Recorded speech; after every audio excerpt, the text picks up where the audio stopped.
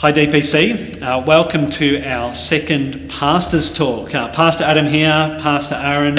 As I said, this is our second video, so if you haven't watched the first one, we recommend you go watch that first, because it's a bit of a series. Last time we talked about how God is great, so we don't need to be in control. Today's our second G, God is glorious, so we don't need to fear others. What does that mean, Aaron? Well, I was thinking like how to explain this idea of fearing God or fearing others. You guys know, or at least most of you, that I have this vision impairment, which means that sometimes when I'm trying to read fine print or something, I have to actually use a magnifying glass, and it makes something that's quite small, at least to my eyes, all of a sudden be magnified and be really big. And I think that's a little bit what it's like when we fear others, or fear anything really. Something that is quite small could appear inordinately large in our vision, and something maybe it can feel like with God that we're looking at God through the wrong end of the telescope. You know, He's actually really big, but all of a sudden He appears really small. And maybe that's a little bit how we feel in the midst of COVID-19, is COVID just sort of dominates our vision, the magnifying glasses on it, and it's like we're looking at God through the wrong end of the telescope. He just seems really small. Yeah, he seems almost a bit distant from our current situation. Yeah. Like when I look at my news app, nearly every second article is about COVID. Yes. It can be a bit overwhelming. Yeah. But I feel like it's not just COVID that looms large. It's also people can loom large in this crisis. I don't know if you've heard the phrase "COVIDiots."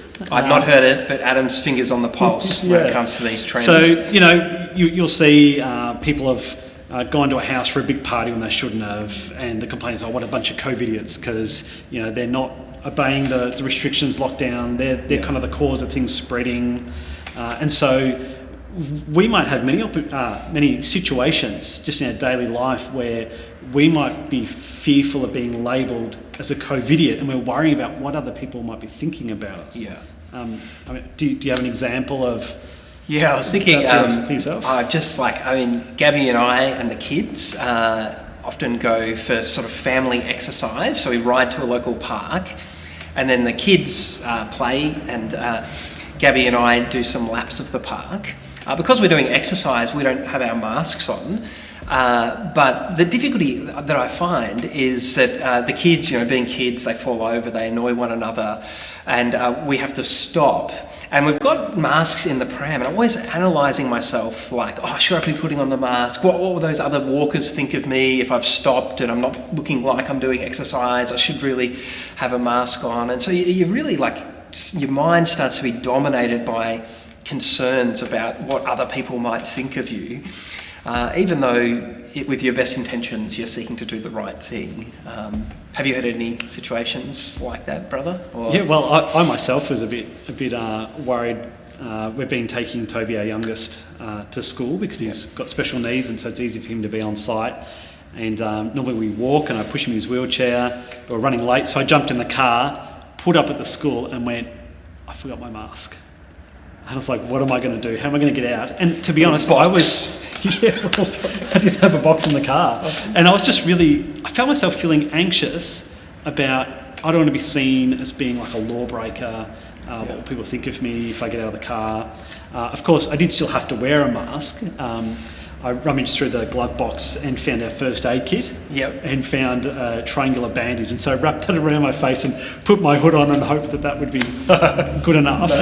So I was wrestling with how do I fix this problem, but also just this overwhelming anxiety about, I guess, maybe being called a COVIDiot, being kind of looked down upon by others. Right. And of course we don't want to be like, we're not in any ways saying, hey, you wanted to put the mask on. Like we're wanting to love our neighbours, respect our government in that way. But there are times where we're legitimately doing that, and you find yourself on a cold morning with a little sniffle, and you need to wipe your nose, and you just feel concerned that other people are watching you. So what do we do in that moment? I think maybe it's helpful for us to lift our eyes and focus on the glory of our God. That's what the truth is saying. God is glorious, so we don't have to fear others. And maybe we start looking at God through the right end of the telescope, or putting the magnifying glass on God.